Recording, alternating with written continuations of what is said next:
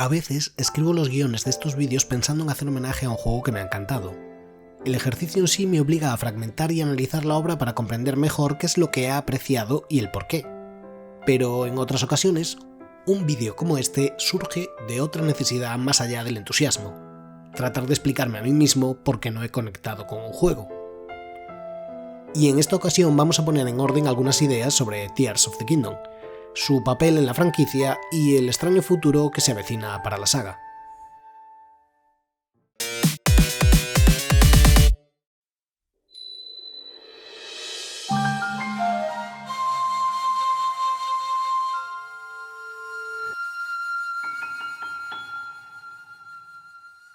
The Legend of Zelda es una de mis sagas favoritas, una a la que le prestaba mucha atención incluso cuando los videojuegos eran algo bastante más irrelevante en mi vida.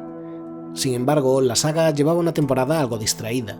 Tras los éxitos de Ocarina of Time y Majora's Mask, le seguiría la irregular recepción de The Wind Waker, cuyo estilo visual y tono amable se encontró con una oposición que buscaba un juego algo más oscuro y adulto. Estos deseos de cierta parte de los jugadores se vieron cumplidos en Twilight Princess, aun cuando parte de la jugabilidad se veía resentida y llevaba a una mayor dependencia de la narrativa que obligaba a hacer los juegos aún más lineales. Pero sería con Skyward Sword donde esa linealidad se llevaría hasta el exceso, con los controles de la Wii como principal reclamo, pero algo incómodos y aparatosos. Skyward Sword se convertiría en el título principal con menores ventas, al obtener en Wii unas 3,67 millones de ventas frente a las casi 8,71 de Twilight Princess. Algo que no hubiera sido tan terrible si Nintendo no hubiera apostado por algo más en este juego: la mitología. Porque aunque es más o menos aceptado que todos los juegos de la saga existen con independencia de los otros, las pequeñas conexiones y referencias siempre llevaron a especular con una línea temporal, o al menos con una mejor explicación de por qué Link, Zelda y Ganon están condenados a repetir el mismo ciclo en distintas encarnaciones. Eso llegó con Hyrule Historia, solo un mes más tarde del lanzamiento de Skyward Sword, que se prometía como un origen de la saga, una explicación mitológica de todo el ciclo que habíamos experimentado hasta ahora. Poner ese peso argumental en uno de sus juegos menos populares supondría un inesperado obstáculo. Esencialmente, si alguna vez hubo planes de mantener cierta coherencia entre distintas líneas temporales o futuras explicaciones, esto se perdió para siempre. Era necesario un reboot. El éxito de la Wii llevó al siguiente paso, la Wii U, y para esta consola se anunció un nuevo juego de Zelda que estábamos esperando, el muy ambicioso Breath of the Wild. Ni que decir tiene que me compré la consola exclusivamente con este juego en mente. Por fin la saga volvía al mundo abierto, con todas las novedades de otros juegos contemporáneos, sin Nintendo dejándose llevar por un nuevo gimmick, tanto narrativo como mecánico, aunque la pantalla de la Wii U serviría a las veces de menú alternativo sin mucha distracción. Y el juego llegó en 2017, al final de la corta vida de la Wii que, para entonces, era un fracaso sonado. Por suerte Nintendo ya tenía la Switch preparada, así que aquí tuvimos un lanzamiento en dos consolas de distinta generación, como ya había ocurrido con Twilight Princess. 2017 fue muy importante en términos de videojuegos. En aquel momento me encontraba en una situación personal terrible y encontrarme con Hollow Knight, Nier Automata y Breath of the Wild me ayudó a sobrellevar esos malos momentos y a tomarme mucho más en serio el estudio de los videojuegos. Entre la sofocante avalancha de juegos de mundo abierto, Breath of the Wild tenía una sensación nueva. Mi primer contacto fue no seguir ninguna de las indicaciones del juego y tratar de romperlo, buscando las costuras. Conseguí subir hasta una montaña mucho antes de tener la resistencia suficiente como para escalarla, y, para mi sorpresa, allí me encontré un cofre. Como si los diseñadores hubieran previsto mi escapada y me estuvieran alertando. No iba a poder adelantarme ni pillarlos por sorpresa. Me encantó, claro. Creo que el juego arruinó por completo los posteriores mundos abiertos con la manera en la que Breath of the Wild le otorgaba importancia al terreno o los efectos climatológicos, así como ciertos elementos físicos que, originalmente, estaban latentes en la saga desde que el equipo de desarrollo de A Link to the Past trató de implementar la posibilidad de provocar incendios en la hierba. Pero eso no significa que el nuevo juego estuviera exento de problemas. La sustitución de las tradicionales mazmorras de Zelda por los más pequeños, austeros y un tanto básicos santuarios fue muy criticada, así como los enfrentamientos con los jefes, en especial el anticlimático final. Algunos jugadores también criticaron que el mundo parecía especialmente vacío, pero nunca me pareció algo negativo. Parte de la idea era explorar un Hyrule en ruinas, abandonado por un siglo, tomado por la naturaleza. Es un juego que pone a Link en una situación de supervivencia, como demuestra el sistema de desgaste rápido de las armas que, también muy polémico, defiendo por completo. El juego tiene personalidad y vivacidad, compensando sus mayores problemas para crear una experiencia muy gratificante. Además fue un éxito de venta sin igual, así que una secuela era inevitable. Sin embargo, Tears of the Kingdom se convirtió en el desarrollo más largo de toda la franquicia, superando los 5 años entre Link's Awakening y Ocarina of Time. A medida que el tiempo pasaba y el misterio rodeaba al desarrollo, las expectativas crecían. Una secuela directa siempre era interesante en la saga por cómo removía todo lo previsible. The Adventure of Link y Majora's Mask fueron tan radicalmente distintos a sus antecesores que, además, fueron los proyectos más experimentales y con enorme culto entre fans. Volveríamos a Hyrule, sí, pero ¿qué habrá cambiado? Y finalmente se desveló. El mapa mantenía la misma geografía pero más accidentada, ahora con una preponderancia de islas flotantes en el cielo y oscuras cuevas subterráneas. Además, un nuevo gimmick para la saga, con la posibilidad de construir máquinas simples con distintas piezas. Sin embargo, nada más parecía haber cambiado. De hecho, apenas sabíamos nada de la historia, pero parecía mantener la misma estética y tono. Si Breath of the Wild era un nuevo comienzo desde cero, actualizado para tiempos modernos, ¿qué es Tears of the Kingdom?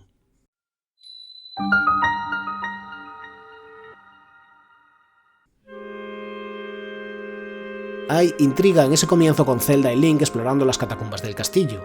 No es el mejor de los tutoriales y parece muy restrictivo, pero tampoco vamos a ponerle pegas. Casi al instante, el despertar de Ganon, un Ganon distinto al que derrotamos en el anterior juego, nos priva tanto de la espada maestra como de Zelda. Por una parte esperable, por otra decepcionante en cuanto a que Zelda sigue teniendo un papel absolutamente insustancial, aun cuando la narrativa pretende hacerla protagonista. El despertar tras esta escena es abrupto. No solo estamos flotando en islas en el cielo, guiados por Rauru, el anciano rey Zonai de Hyrule, sino que continuamos en el tutorial. 2 escenarios para una misma función muestran la primera señal de alarma ante la sencillez que ofrecía Breath of the Wild con su meseta de los albores. Mientras en el juego anterior la zona ejemplificaba un terreno donde Link podía experimentar y calentar los músculos antes de iniciar su aventura, una suerte de metáfora de la infancia, vamos, aquí se nos ofrece una perspectiva mucho más mitológica. Entendamos que Breath of the Wild con la idea de que los héroes habían fracasado. Y nosotros, los jugadores, teníamos la posibilidad de enmendar la situación. Aquí no solo somos los responsables directos de despertar el mal primigenio, sino que además hemos sido elegidos por los mismísimos cielos, otorgándonos poderes por encima de cualquier otra criatura de Hyrule. Es como cuando en Fallout 4 empezamos ya con una armadura de la Hermandad del Acero, una minigun y enfrentándonos a un Deathclaw. Poner la quinta marcha nada más arrancar va a darnos algunos sustos cuando la historia realmente quiera coger velocidad. Toda esta primera sección también adolece de ser irremediablemente larga y compleja, impulsando la idea de que la navegación entre las islas va a requerir de construir ingenios para movernos entre ellas.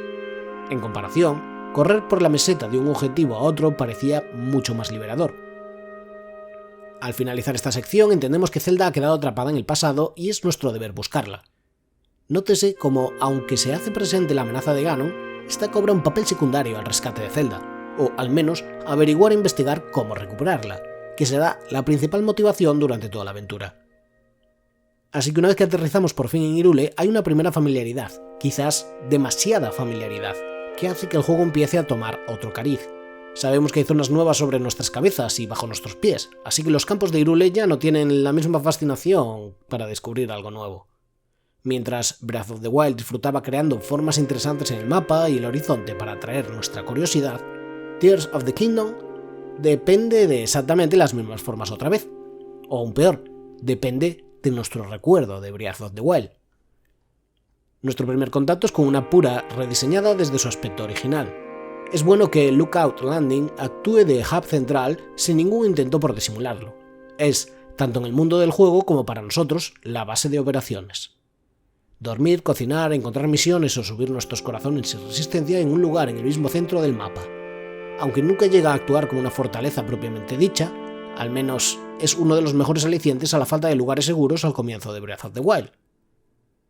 Aún no era tan patente que Tears of the Kingdom buscaba nutrirse de mi recuerdo de Breath of the Wild, pero es inevitable que, habiéndolo jugado, uno haga ciertas suposiciones, así que me dirigí directamente a la misión principal, siguiendo siempre el orden recomendado por el propio juego.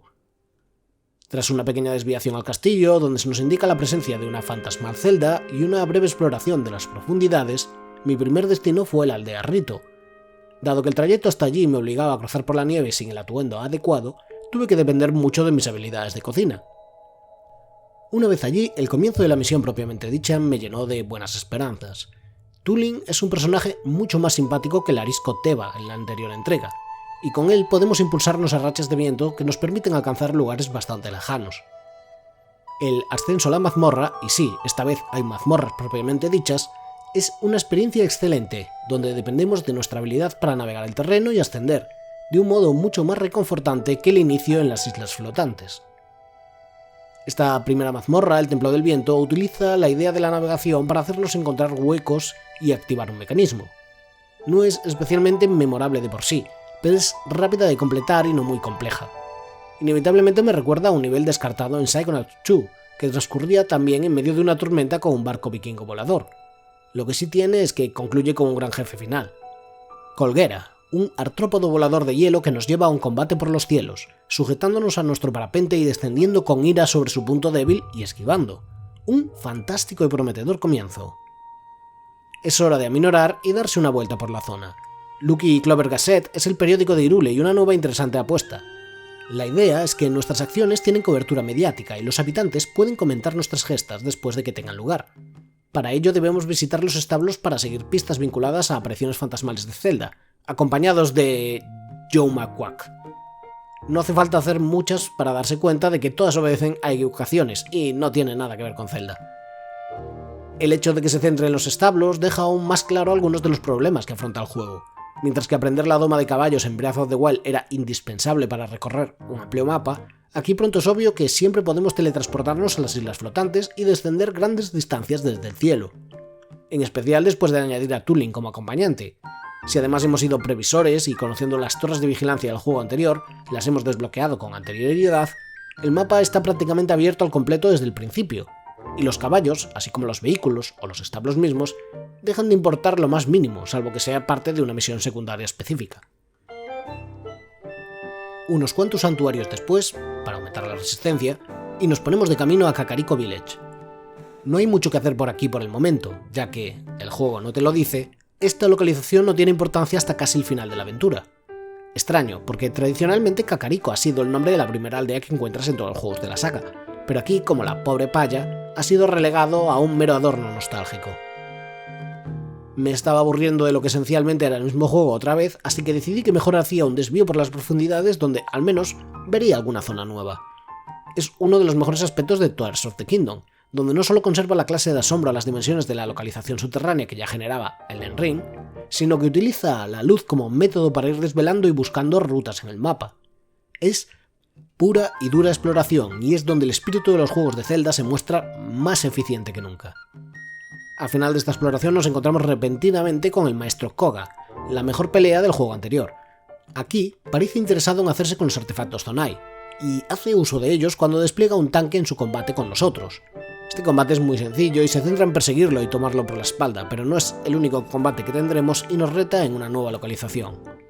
Por el momento ignorémoslo. De camino a la ciudad de los Gorones tuve mi primer encuentro con los Trotapostas. Actúan, como también hacen muchos Korok en este juego, como una misión de escolta que depende de que construyamos algún artefacto. A veces es algo sencillamente ridículo como un tejado, o a veces es algo tan complejo como transformar tu carro en un barco sin que se balancee mucho. La recompensa de acercar a estos músicos a las hadas es que podremos mejorar nuestras armaduras, algo indispensable porque casi todas empiezan con un muy bajo nivel. Además de calurosa, la ciudad de los Gorones es un desastre. Prácticamente todos se han vuelto adictos a un tipo de roca. Al menos tienen a la venta una armadura que nos permite soportar las altas temperaturas. Nuestro objetivo es encontrar a Junobo, que, como los otros miembros de su especie, ha perdido por completo el control. Llegar hasta él implica nuestro primer viaje en vagón obligado. Mejorados desde Breath of the Wild, estos viajes en vagón son placenteros, al menos en esta primera parte. La pelea con Junobo es bastante clásica. Dejar que ataque y cargue contra nosotros, se golpee contra la pared y aprovechar la confusión para golpearle por la espalda. Fácil y rápido. Cuando Junobo vuelve en sí, culpa a una aparición de Zelda de su locura momentánea. Ahora podemos usar a Yunobo para lanzarlo y golpear piedras amontonadas o enemigos. No es muy dañino, pero nos evita tener que andar dependiendo de construir martillos o similares. Además, puede adherirse a cualquier vehículo y nos permite dispararlo con ellos en movimiento. Una pena que el personaje sea quejumbroso y bobo, además de tan corpulento que acaba metiéndose por el medio, y no son pocas las veces a lo largo del juego en las que lo he disparado sin ser mi intención, solo porque se ha cruzado en medio mientras hacía otra cosa. Volvemos a hacer uso de los vagones para ascender a lo alto del volcán, donde nos espera un nuevo jefe, Moralla. Haciendo uso del avión planeador que casualmente alguien ha dejado ahí, podemos subirnos y disparar a Yunobo como si fuéramos un caza de combate. Pero la criatura no está del todo vencida. Descendemos por el interior del volcán hasta un lago de lava. Nuestro objetivo es el Templo de Fuego en la distancia, y para ello nos ocupamos de muchos enemigos con Gloom, o Tenebrosos en castellano. Un poder que reduce nuestro número máximo de corazones, evitando que podamos curarnos en nuestra totalidad. Toda esta parte me resultó bastante tediosa, y lo admito que aquí es donde abandoné en 2023 el juego, cansado y con la sensación de que no me estaba aportando gran cosa. Me puse a hacer los últimos vídeos que habéis visto en el canal, pero sabía que iba a tener que retomarlo. Lo peor es que solo sentía ganas de retomarlo sin encontrar una manera de entender por qué Breath of the Wild me había enganchado tanto, y sin embargo, había abandonado con absoluta tibieza este Tears of the Kingdom, así que continué hacia el Templo de Fuego. Rápidamente quedó claro que el Templo de Fuego es quizás la peor mazmorra de todo el juego. Lo que podría haber sido una divertida mecánica con vagones se vuelve un tedioso ejercicio de ascenso y construcción para activar 5 interruptores. No ayuda que es el lugar donde más obvio se empieza a hacer que los nuevos poderes de Link permiten saltarse trozos enteros de algunas mazmorras, volviendo sus diseños de niveles algo bastante precario. Una mazmorra aburrida y repetitiva, sin mucho que aportar.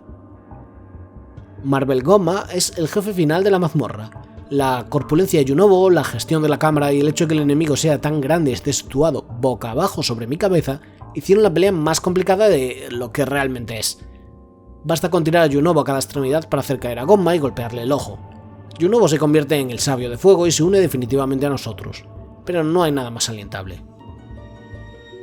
La siguiente etapa pasa por el sur, por el dominio de los Zora. Es una zona que conocemos bien y ha cambiado poco desde el juego anterior, solo llena de una mucosidad que ensucia el agua por todas partes. Por entonces había adquirido suficiente resistencia como para subir a pulso y encontrarme con nuestro viejo amigo, Sidon. Para avanzar aquí tenemos que encontrar a su padre, que se ha escondido tras vencer a un monstruo. La única forma de averiguar su paradero es escuchar a un grupo de niños hablando de ello en el dominio de los Zora, pero solo si no nos ven y accedemos desde la parte trasera de su habitación. Como el juego no dice nada sobre esto, no lo encontré y me dirigí a seguir progresando en otros sectores. En concreto, una vez terminadas todas las torres que despejan el mapa, activar el sensor de nuestro pad, resolver algunos santuarios para conseguir corazones extra, ahora tocaba ir desvelando poco a poco todas las memorias, aquí convenientemente en forma de lágrimas de dragón sobre líneas de tierra que forman dibujos de los personajes de esta historia. Aquí vamos desvelando poco a poco algo más sobre cómo Zelda acabó accidentalmente en el pasado, conoció a Rauru y Sonia, los antepasados monarcas de Hyrule y miembros de los Zonai, vio cómo Sonia era asesinada por Ganon, este se hizo con su piedra de sabio y los atacó con sus ejércitos. Solo cuando Rauru y sus 5 sabios, Zelda ahora en el lugar de Sonia como la sabia del tiempo, le hicieron frente, pudiendo vencer a Ganon, aunque Rauru se sacrifica en el proceso. Con la salvedad del elemento temporal, no es una historia especialmente intrigante. De hecho, es solo una manera de reescribir tanto la Guerra del Impresionamiento, que originalmente era representada en A Link to the Past, como el origen de Ganon en Skyward Sword, y borrar de un plumazo la idea de las líneas temporales presentes desde Ocarina of Time. Finalmente encontré a los niños Zora y la localización del padre de Sidon. Con una profecía sobre lanzar una flecha desde un punto concreto, sabemos que necesitamos la armadura Zora que nos permite subir cataratas como un salmón. Para ello debemos pescar varios peces en las islas flotantes y entregárselos a la prometida de Sidon. Cuando se nos revela la forma de una gota, disparamos la flecha y un pilar de luz nos indica el camino. Pero antes tenemos que enfrentarnos con Sludge-like, un monstruo que requiere que usemos el poder protector de Sidon cuando nos envuelve con una burbuja de agua que luego podemos disparar y disipar la mucosidad. No es una pelea complicada, pero sí algo lenta si no vienes preparado. El pilar de luz conduce al fondo del mar, donde ruinas submarinas con cuyo nivel de agua tenemos que variar para avanzar, nos advierte de que estamos cerca de los siempre temidos templos del agua de la saga. Conseguimos activar una catarata que nos permite acceder a otra isla en el cielo, y esta vez con una más que notable baja gravedad. Aquí, como es habitual, conviene activar varios interruptores en cualquier orden, usando la habilidad de Sidon y con mínimos elementos de puzzle. Sería increíblemente sencillo si no fuera porque es un juego que hasta ahora ha puesto tanto énfasis en puzzles con unas físicas determinadas y el uso del movimiento por el aire. Reducir repentinamente la gravedad es algo a lo que cuesta acostumbrarse, y es la clase de dificultad un tanto artificiosa que, encima, no aporta gran cosa al templo. Este ascenso además se parece sospechosamente al ascenso al Templo del Viento, que tan buena impresión me había causado meses atrás. De hecho, se parece demasiado. Unos puzzles más tarde y nuestro jefe de esta mazmorra es el insufrible Muktorok, otro de esos jefes pertenecientes a la categoría de criaturas molestas que requieren de mucho tiempo y preparación para sentarles un golpe y rezar para que no falles, y tengas que repetir el proceso otra vez. Contar con objetos que salpiquen de agua y que nos libren de la mugre que hace tan tediosa la pelea es esencial, pero también hay que saber que incluso si somos capaces de golpear a Muktorok en ciertos momentos, el juego considera que en medio de ciertas animaciones el enemigo no recibe colisión, lo cual lo hace más frustrante y tedioso. Sidon se convierte en el sabio del agua, así como en el rey, y aquí concluye este capítulo. Cuando nos aproximamos al desierto Gerudo ya queda claro que algo anda mal. Si los Rito temían a la nieve, los Gorones estaban drogados y los Zora sufrían bajo el barro, parece que el desierto se ve asolado por tormentas de arena cegadoras y siniestros enemigos indestructibles. Con dificultades de navegación llegaremos hasta Ciudad Gerudo y encontramos que todos los habitantes se han refugiado bajo tierra. Encontramos una abertura, descendemos y nos presentamos. Las Gerudo nos indican que su gobernadora, Riju, está practicando su magia de relámpago al sur de la ciudad. Allí la encontramos y nos indica que los siniestros enemigos se llaman Gibdos y solo se ven afectados por estados como el fuego o el relámpago. Tras unas pruebas donde Riju carga su relámpago y nosotros disparamos una flecha en la zona que queremos que impacte, tenemos que hacer frente a dos asedios, uno en el Bazar del Norte y otro en la ciudad, con 3 puertas y la inclusión de enemigos voladores. No demanda demasiado y es un agradecido cambio de ejercicio. La ciudad ha sobrevivido al ataque, pero ahora nos toca a nosotros encontrar el Templo del Relámpago.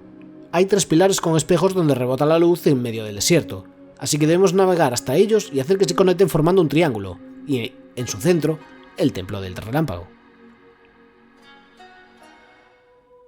Antes de entrar allí con Riju, tenemos que pelear contra la reina Gibdo. Este primer encuentro es muy sencillo y abandonará la pelea con la mitad de la vida. El Templo del Relámpago es sin lugar a dudas la mejor mazmorra del juego. Hace un buen uso de la atmósfera tenebrosa donde realmente parece que estamos investigando un templo maldito y perdido en el desierto. También utiliza mayor verticalidad con distintos pisos entre los que tenemos que subir y descender para activar los distintos interruptores. La variedad de enemigos es nimia, como todo el juego, pero navegar por el templo, su diseño y sus puzzles es una de las mejores experiencias de Tears of the Kingdom. La reina Gibdo hace su acto de presencia una vez más. Esta vez es un espacio más cerrado y soltando hordas de enemigos para acosarnos. Como requerimos de la ayuda de Riju y esta es pequeña y muy ágil, nos pasamos todo el combate persiguiéndola. No ayuda que Yubobo se meta en medio o que las ráfagas que envía la reina siempre terminen por darle a Riju mientras carga un ataque. Por supuesto, podemos combinar otros ingredientes con nuestras flechas para atacar a la reina Gibdo, pero el efecto es algo inferior. Es una pelea muy caótica para mi gusto. Derrotarla nos otorga a Riju como sabia del relámpago y despeja las tormentas del desierto.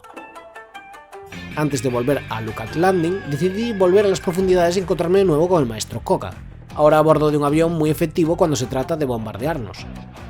La resistencia es importante, pero la pelea se vuelve trivial una vez que entendemos que los ojos que coleccionamos pueden ser lanzados con enorme puntería con las flechas, acertando siempre en el pobre maestro ninja. Mi siguiente paso era recuperar la espada maestra, en especial porque a estas alturas del juego todas las armas que tenía me parecían poca cosa para los enemigos que me estaban tocando. Recordando el bosque Korok, me dirigí dispuesto a un puzzle entre los árboles solo para descubrir que la única vía de acceso era subterránea. Implicaba no solo salir frente al árbol Deku, sino pelear contra manos tenebrosas y un Ganon fantasma. Estas manos tenebrosas y el correspondiente Ganon, con 3 armas distintas, están repartidos en diferentes puntos del mapa, pero esta es la primera vez que el juego te fuerza a enfrentarte a ellos para progresar. Por supuesto, decidí hacerlo en un espacio muy cerrado y llenando el suelo de la sustancia tenebrosa que perjudica nuestro nivel de vida. Un castigo innecesario, pero pronto liberamos el bosque de sus malignas influencias. El árbol Deku no tiene la espada maestra para dárnosla. En su lugar nos indica la posición en el mapa. Solo hay un problema: se mueve. Resulta que la espada maestra está clavada en la frente de un dragón que hace una ruta programada por Hyrule. Es cuestión de dejarse caer por esa ruta cuando pase y recuperar nuestra apreciada arma. Oh, y por si no era obvio hasta ahora, ese dragón es la propia Zelda, que en el pasado optó por transformarte así no solo para traernos la espada maestra, sino para sobrevivir hasta el tiempo presente. Quizás la parte más interesante de toda la historia del juego, aunque para ello tenga que utilizar a Zelda de esa manera, restándole agencia y literalmente deshumanizándola y sacrificándola por nosotros. No le pondría pega si Zelda hubiera servido a otro propósito en todo el juego, pero como en anteriores entregas, no lo hace. Si hemos seguido el mismo esquema que Breath of the Wild, parece obvio que ahora debemos dirigirnos al castillo para el enfrentamiento final.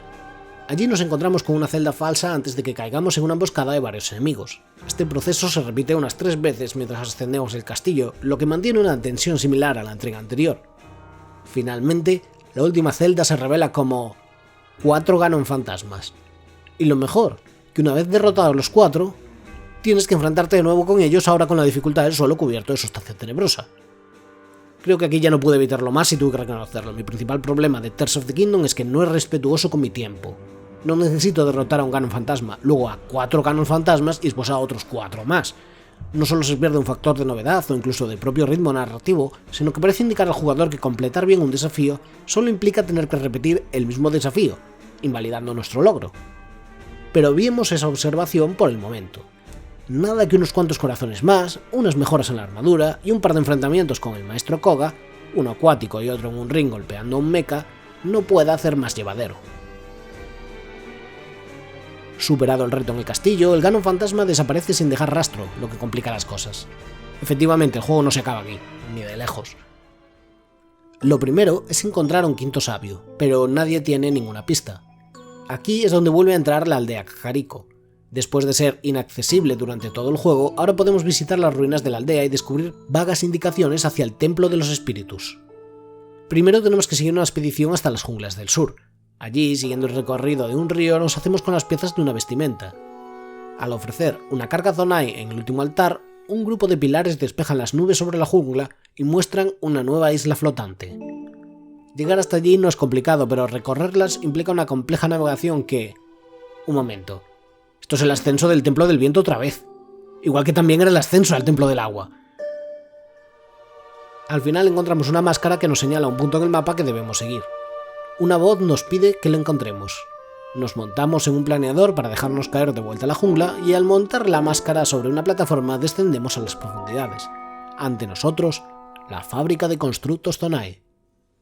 Esta mazmorra no parece indicada como tal, pero es fascinante porque ofrece una variación. En lugar de activar 4 interruptores estáticos, como hasta ahora, tenemos que recuperar 4 piezas y hacernos cargo de su transporte. Como además es una fábrica, el lugar está lleno de aparatos Zonai, que tienen mucho más sentido aquí que esparcidos en otras zonas del juego sin ton ni son. Realmente se siente como asaltar una fábrica abandonada en busca de piezas que rescatar y llevarnos sin tener que lidiar demasiado con los monstruos patrullando la zona. Reconstruimos un mecha que responde al nombre de Mineru, hermana de Rauru. Podemos montarnos sobre Mineru y fusionar sus brazos con otros artefactos Zonai, pero es lenta y los artefactos no duran demasiado en sus manos. Es útil para movernos sobre terreno tenebroso, pero el camino hacia el Templo de los Espíritus es agónicamente lento y lleno de paradas. Finalmente llegamos al templo, que es un ring donde nos enfrentamos a un mecha como ya habíamos hecho con el maestro Koga. Además, el mecha es invulnerable, a menos que literalmente lo pongamos contra las cuerdas. Otro frustrante ejemplo de repetición y obstrucción sin un motivo claramente justificado. Con el mecha derrotado, finalmente tenemos a los 5 sabios con nosotros. Ahora, ¿dónde está Ganon? Por si no lo habíamos deducido o descubierto previamente dada la naturaleza no lineal del juego, Ganon se encuentra en las profundidades del castillo. Como no podía ser de otro modo, se encuentra lleno de una sustancia tenebrosa y enemigos muy duros en nuestro camino, pero con algo de gracejo podemos eludirlos y dirigirnos directamente al latiente corazón de las profundidades. El juego intenta un pequeño giro donde los sabios no parecen acompañarte a partir de cierto punto en tu descenso, solo para reaparecer 5 minutos después quitando toda la tensión. En cualquier caso, este es el punto de no retorno y un largo proceso de más de 1 hora de duración en la que no podemos guardar ni volver atrás a previsionarnos.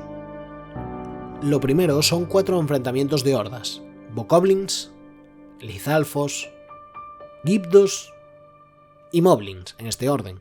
Hemos ido cargando durante todo el juego con cientos de ingredientes y aquí es el momento de consumirlos todos, porque lo importante es que su sustancia tenebrosa no nos reste demasiados corazones para lo que viene justo después. El enfrentamiento final con Ganon está, a su vez, dividido en 4 partes. La primera es un combate de esgrima que se siente muy bien. Casi me recuerda a la pelea con Caim en Drakengard 2. Una sorpresa que nos ha guardado Ganon es que, como nosotros, puede esquivar y contraatacar con mucha facilidad, lo que lo convierte en un enemigo más temible de todo el juego, por la pura virtud de estar en igualdad de condiciones con nosotros. Su segunda fase es mucho más agresiva y hace uso de la sustancia peligrosa. Dare to challenge the infinite mind of Mysterio? I will destroy you utterly. You will bear witness to the majesty and glory of my power. Prepare to die. You can. Ofreciendo muy poco espacio para golpearlo, trayendo consigo además a sus copias fantasma.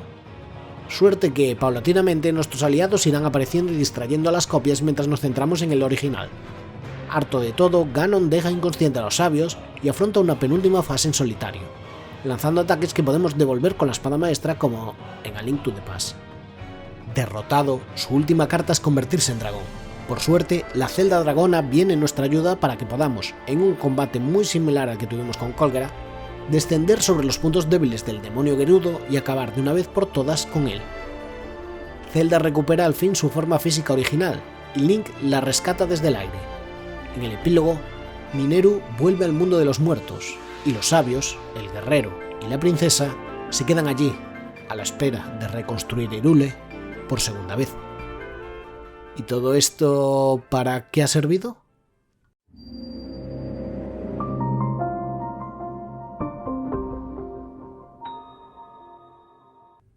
Regresar a un Hyrule cambiado es una experiencia frustrante. No solo todos han seguido con sus vidas en ausencia de Link, dejándonos atrás, sino que el entorno y la actitud es distinto. De poblados concentrados en su supervivencia, ahora tenemos una aldea Kakariko gentrificada, una ciudad Goron con problemas de drogas y una sensación de rápida modernización que se presenta, sin ningún género de duda, como algo negativo. Aunque la naturaleza de la saga de The Legend of Zelda haya sido siempre muy cambiante, lo ha sido en honor a un espíritu particular, un aura que otros juegos han intentado recoger. Pocos han llegado a sustraer la esencia misma de la forma en la que Shadow of the Colossus hizo en su momento. Cuando Ico ya había surgido inspirado en Zelda, Shadow of the Colossus ofrecía un minimalismo radical, una mirada sobre el paisaje y el misticismo asociado y una tesis narrativa cargada de melancolía. Se convirtió de hecho en una plantilla de tal forma que no se puede explicar el vasto paisaje de Breath of the Wild y sus enemigos sin esta referencia. Lo que caracterizaba a Shadow of the Colossus es ese diseño por sustracción que lo hacía tan simple. Un loop donde partimos desde un hub central en el mapa, recorremos a caballo la ruta hacia el siguiente coloso, nos enfrentamos a estos y volvemos a empezar. No hay distracciones ni son necesarias. Pues la urgencia de nuestra misión y la inevitable sensación de estar lidiando con lo prohibido, tal vez entrando en un Olimpo a castigar a los dioses, crea una inercia sin igual que nos obliga a estar muy presentes en el entorno. Esto es incluso en el atractivo de juegos como Red Dead Redemption, donde el viaje a caballo a México o quedarse a mirar un amanecer son motivos de sobra para encender la consola. La saga explícitamente ha perseguido el papel de Shadow of the Colossus, igual que se ha entregado por completo a la estética Ghibli, pero mientras Breath of the Wild parecía renovar ese espíritu en una dirección más tranquila, Tears of the Kingdom lo convierte en un aparatoso taller. Todo el concepto de que esta es una cuestión de Nintendo para mantener una relación sana con el juego, en lugar de los competidores que buscan una insana atención, no es del todo correcta, como demuestran casos como las semillas de los Colox. La tendencia al completismo, que es un grave error en los juegos, uno que hemos asumido porque era conveniente a la hora de alargar la vida útil de un videojuego, pero la realidad es que los juegos ejercen una constante presión y manipulación para que completemos todos los sucesos. La distracción y el exceso están aún más marcadas en Tears of the Kingdom, con la inevitable tendencia en ámbitos tecnológicos donde se confunde más cantidad o más potencia con mejor, esa ausencia de un hálito poético y mítico que no llega a tomar presencia hasta los últimos compases de la aventura, demuestra una derrota. Nintendo nunca ha puesto demasiado peso en las narrativas de sus historias, pero Zelda había sido su mayor excepción. Aquí hay casi una renuncia explícita a tener historia como algo más que un coleccionable. Incluso pequeños detalles de narrativa ambiental se pierden en el camino. Cada vez que recibimos una bendición de luz, Link parece cubierto en una sustancia tenebrosa, fruto de su brazo ausente. Es difícil no comparar esto con Wander, que también se ve asaltado por una sustancia similar cada vez que derrota a un coloso, indicando que algo más siniestro está ocurriendo. Pero al final de la aventura no hay consecuencias de ninguna clase. Es como si Zelda no pudiera evitar quedarse a la sombra. A la sombra de Shadow of the Colossus. De acuerdo, el modelo de franquicia de Nintendo no puede funcionar igual para todas sus propiedades. El público puede estar satisfecho con la idea de que Mario y sus amigos viven en un perpetuo status quo, con ligeras variaciones, pero que acepta de buen grado su naturaleza de historia de dibujos animados de sábado por la mañana. O de Popeye, que al fin y al cabo es quien inspiró al personaje. Pero no puede suceder lo mismo con Samus Aran en Metroid, donde sí hay una necesidad de seguir progresando en la trama. Por su parte, Star Fox está condenado a repetir la misma historia una y otra vez en distintos remakes, si es que Nintendo sueña algún día con volver a recuperar la saga del Pozo del Olvido tras el fracaso de Star Fox Zero en Wii U. The Legend of Zelda se encuentra en un estado intermedio. Muchas de las historias pueden estar aisladas y ser autoconclusivas, mientras otras son explícitamente secuelas o dejan notar que, al menos, están relacionadas con otras entregas. Mientras que las memorias en Breath of the Wild ofrecían un panorama del viaje de Zelda, con pequeñas viñetas de la vida de Hyrule y sus habitantes, las lágrimas de dragón en Tears of the Kingdom son un trasfondo que busca justificar los acontecimientos de esta entrega. Solo el destino de Zelda causa un auténtico impacto. Aunque ya presente en Breath of the Wild, aquí me he sentido algo más frustrado con las limitaciones de marcadores en los mapas, en ese proceso de plantearse un objetivo y estar constantemente siendo distraído por los eventos en el camino. El juego opta por limitar cuántos de estos eventos podemos marcar y dejar para un futuro. Lo que implica que, una vez exploradas ciertas zonas, estamos obligados a explorar esos eventos si queremos seguir haciendo uso de los marcadores. En lugar de una gran lista de cosas para hacer, tenemos un espacio reducido que, o se completa en ese momento, o se pierde para siempre en nuestra memoria. Los compañeros no son más efectivos que los de Drakengard 2. No solo no suelen ser efectivos en combate, sino que suelen ponerse en medio y andar molestando en los momentos más oportunos. Y cuando los necesitas, tienes que andar dando vueltas para poder activarlos. Se complica cuando están los cuatro y no es fácil distinguirlos a simple vista porque, en lugar de aparecer físicamente, proyectan su poder, pero tienen que estar constantemente ahí. No es la primera vez que me lanzo esperando el impulso del pájaro para que, por alguna razón, no le dé la gana de aparecer. Es obvio que hay una intención de que nuestro viaje por Hyrule sea menos solitario y ominoso que en la anterior entrega, pero ya contábamos con el poder de aliados en Breath of the Wild, y allí no necesitan de nuestros comandos, se activaban automáticamente cuando lo requerían. Además, allí los personajes contaban con un mínimo desarrollo en su relación previa con Link y Zelda, mientras aquí son reducidos a la voluntad heredada de un antepasado anónimo. Cuando llegamos al castillo, Zelda se revela una vez más como una ilusión y Ganon hace acto de presencia, o mejor dicho, Phantom Ganon, o mejor dicho, 5 Phantom Ganon. No es una pelea compleja, en especial con el apoyo de los 4 sabios, pero una vez terminada el juego decide que necesitamos volver a pelear otra vez, con los 5 al mismo tiempo, y ahora, por si fuera poco, llenando el suelo de aura maligna que va disminuyendo el máximo de corazones que puede sanar. Esto es una pérdida de tiempo, ya he demostrado que los puedo derrotar, ya derroté a otro Phantom Ganon en un espacio mucho más cerrado y con aura maligna en el suelo. Repetirlo otra vez es solo hacerme perder el tiempo y recursos para los que necesito tiempo para encontrarlos. Lo que está haciendo aquí, a diferencia de Breath of the Wild, donde podías ir al monstruo final desde el comienzo del juego, es poner trabas una y otra vez. Tears of the Kingdom, otra vez, no respeta mi tiempo.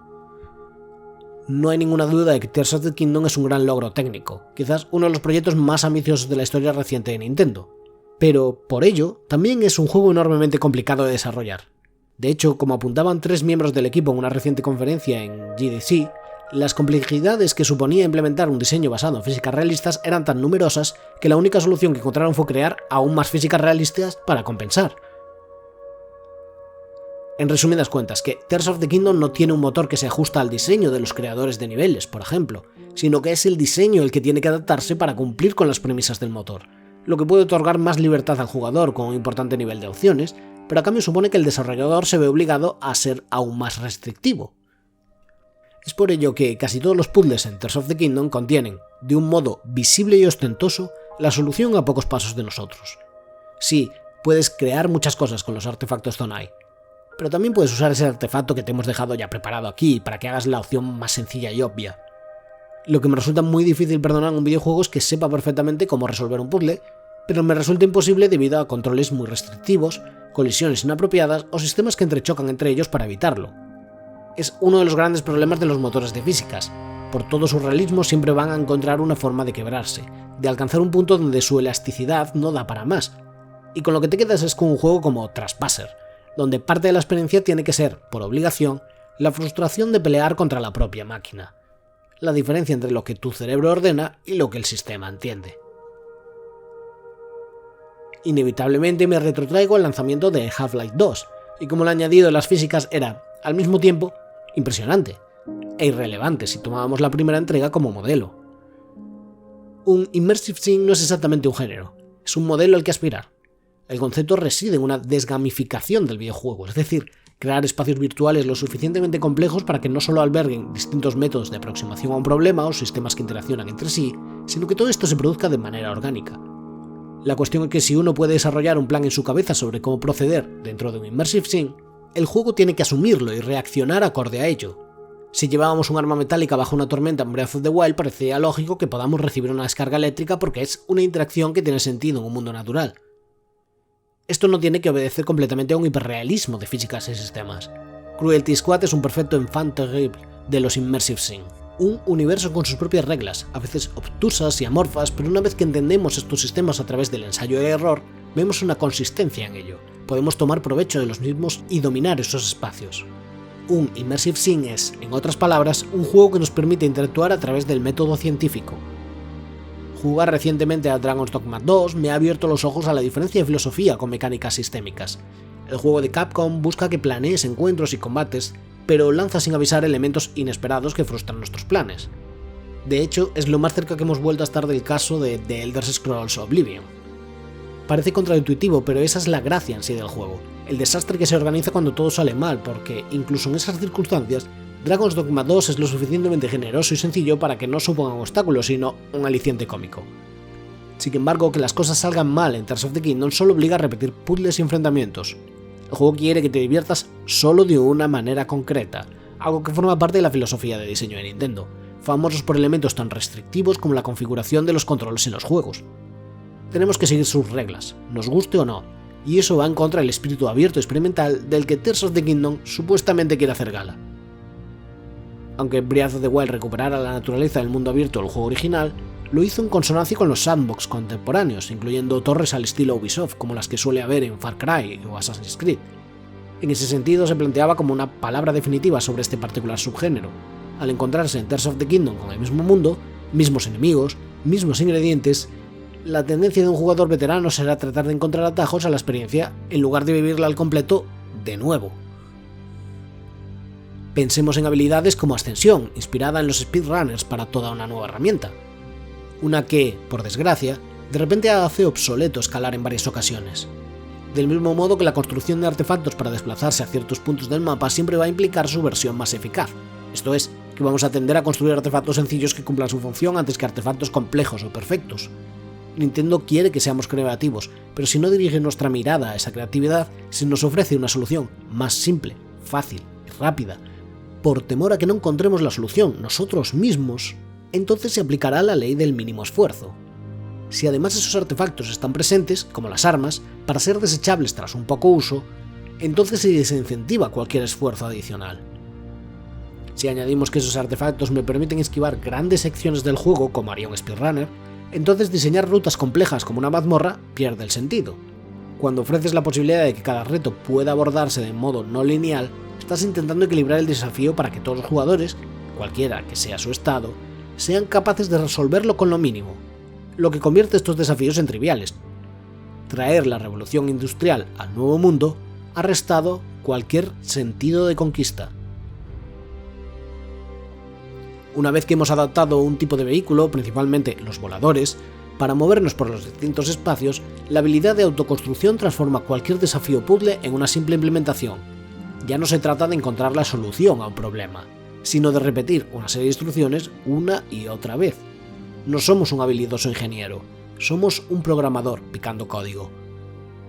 La habilidad de retroceso es lo más impresionante de todo el arsenal de Tears of the Kingdom, no solo por cómo el juego parece guardar una buena memoria de la posición y velocidad de los objetos, sino porque ofrece posibilidades muy amplias de totalmente romper el juego, lo que lo convierte en un paradigma de los problemas de Tears of the Kingdom.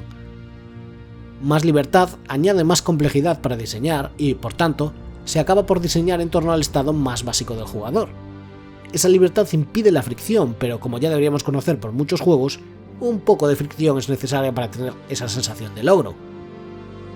El Immersive Sim como filosofía de diseño está intrínsecamente ligado al concepto de mundo virtual que, entre otros, inspiró a John Carmack para crear Doom. En su muy influyente libro, Hamlet en la holocubierta, Janet Murray exponía que las simulaciones, cuanto más inmersivas, más fácil es de romper la ilusión. La clave para crear un laberinto expresivo ficticio es saber despertar y regular la angustia intrínseca a la forma laberíntica, uniéndola al acto de navegación en sí. No soy un buen adivino, pero el resurgimiento de los Immersive Sim en los últimos años parece indicar que nos acercamos a algo así como una singularidad de las filosofías de diseño. Parece que querremos decir que a mayor interactividad y a mayor libertad en un juego, mejor es la experiencia. En realidad, como apunta Murray, la experiencia solo puede ser buena si hay un equilibrio, si estos mundos virtuales son respetuosos con los jugadores y les permite mantenerse siempre a unos pocos metros de una salida de emergencia. El deseo de querer perderse viene unido a la necesidad de poder encontrarse cuando la situación lo requiera. Aunque Eiji Onuma ha aclarado que no contemplan la vuelta a la linealidad en los Zelda, es notable que hay una enorme demanda por ello. No por algo tan restrictivo y guiado como Skyward Sword, que les ha llevado a este nuevo bandazo hacia el otro extremo, sino por una vivencia compartida y orientada, un diálogo entre iguales entre un diseñador y un jugador donde ambos son partícipes y aportan a una experiencia conjunta. A veces se tiende a confundir esto con una nostalgia o con un deseo erróneo de ver madurar las sagas de nuestra infancia hacia un modelo más oscuro.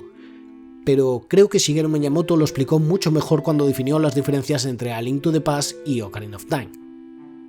En lugar de planificar tu camino por un laberinto, creo que es más importante una sensación de pavor, de presión y, por supuesto, la posibilidad de encontrar secretos y resolver puzzles. Deberíamos buscar una inmediatez emocional, la sensación de que realmente estás ahí. Darle libertad al jugador está muy bien, pero integrar esa libertad dentro de un mundo, de un sentido global donde las piezas no se sienten sueltas o deliberadamente colocadas para que no haya ningún misterio, lleva a un producto mucho más blando. El enorme trabajo que ha supuesto el desarrollo de este motor de físicas nos lleva a una falacia de hundimiento. Parece poco probable que vaya a ser sustituido para la siguiente entrega, y en cambio que el mayor atractivo de venta sea una mayor interacción con el entorno y la construcción de artefactos propios. Esto es The Legend of Zelda ahora. Menos un action RPG y más survival crafting. Hay muchos motivos por los que mi experiencia con Tears of the Kingdom es radicalmente diferente con Breath of the Wild. Para empezar, dispongo de menos tiempo ahora para dedicarme en profundidad a explorar Hyrule. No soy la misma persona que en 2017. Es por gente como yo que existe este sonado anuncio de Tears of the Kingdom mostrando a un hombre de mediana edad que se relaja cada día jugando al nuevo Zelda. Pero la presión de terminarse un juego, ya sea por continuar en la conversación antes de que cambie por el siguiente lanzamiento, o en mi caso, por tener listo un vídeo sin que el canal esté parado mucho tiempo, destruye cualquier oportunidad de sosiego. Además que por mucho que subvierta ciertos elementos como el castillo o guarde alguna sorpresa en localizaciones conocidas, este Hyrule es demasiado idéntico al juego anterior, algo que no había pasado en un Zelda hasta A Link Between Worlds, pero que para entonces mediaba una distancia de 22 años entre ese Hyrule y el de A Link to the Past. El factor de descubrimiento y novedad se ha perdido. Porque Tears of the Kingdom no es una secuela al uso. La experiencia se acerca más a ver un juego completo una vez que ha pasado por su primera iteración. Una hecha para una consola con capacidades inferiores que, por fin, se ha visto realizada y corregida. Y, sin embargo, mejor no es siempre lo que buscamos. A veces juegos imperfectos pueden generar en nosotros toda una serie de emociones y sensaciones que son irrepetibles. Y lo que queremos no es experimentar el mismo camino de nuevo, sino un camino completamente nuevo, que provoque nuevas y refrescantes sensaciones. Si crees que Tears of the Kingdom es el mejor juego de la historia, diría que hay buenos motivos para ello y es un sentimiento válido. No puedo decir que no disfrutara en cierta manera de él, si no, no me habría molestado en terminarlo y hacer este vídeo. Pero también me impulsaba una fascinación por entender por qué no encajaba conmigo. Siento que la única manera de resolver esto es resolver qué es exactamente lo que debemos esperar de un Zelda, si es que podemos esperar algo de una serie tan mutante. Tal vez hemos visto la muerte del Zelda clásico con Breath of the Wild. Pero para comprender qué es exactamente esa etapa que dejamos atrás, vamos a tener que volver, un día de estos, atrás en el tiempo, a tiempos más ingenuos, pero también más peligrosos. Pero eso es una historia para otro día.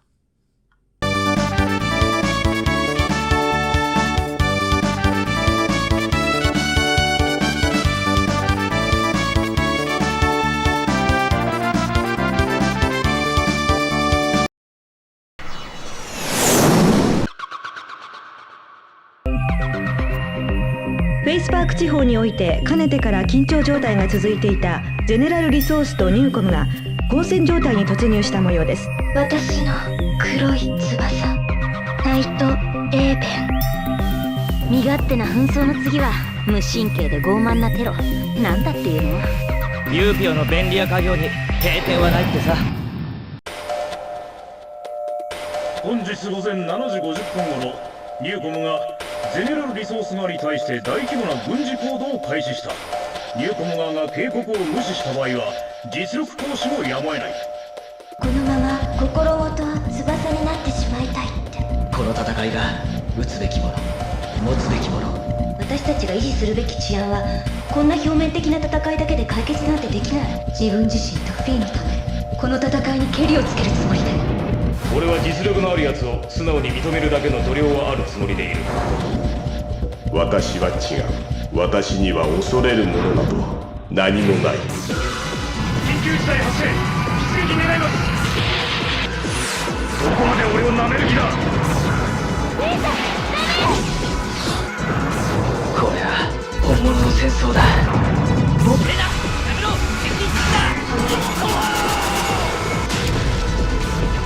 リーチョ、待っていたよ。私の夢を叶えるため。肉体に固執した人類など滅びてしまえ。ゼネラルリソース、ニューコム、ユーピオといった組織が保持している軍隊とたった今も行われている交戦は我々が望む革命にとって入り口。この革命が完成するとき、我々が、いや人類全体が掴むものはこのような権力ではない。絶対離さない。